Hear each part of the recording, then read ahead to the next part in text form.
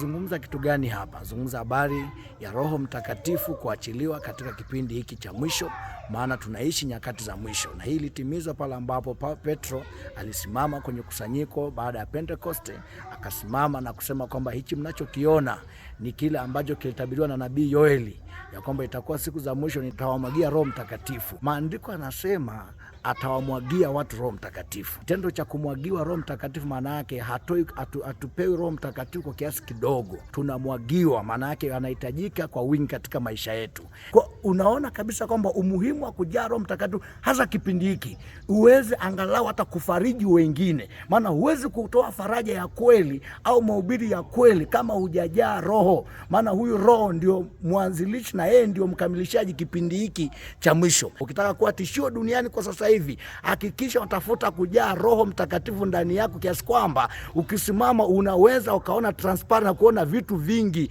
reality kabisa. Yani maandiko anasema huyo atawaambia kwa habari ya kweli, atawapasha habari hata kwa mambo yajayo. Maandiko anasema hii ni ahadi ya Baba yetu ambayo tumeahidiwa. Nataka kusemaje? Nikisema vyote na kusema nataka ujae Roho Mtakatifu katika mwaka 2026. Ujaa Roho Mtakatifu. Tunaishi nyakati za mwisho. You need to be a good preacher. You have to be filled with the Spirit. Usipokea Roho Mtakatifu, jaa. Ukitaka faraja, pokea faraja ya Roho Mtakatifu. Nami nakuombea katika jina la Yesu, ujae nguvu mwaka huu 2026, miezi kwa miezi. Kadri miezi inavyosogea, ujaze Roho, ujaze Roho, ujaze Roho, ujaze Roho, ujaze Roho katika jina la Yesu. Amen.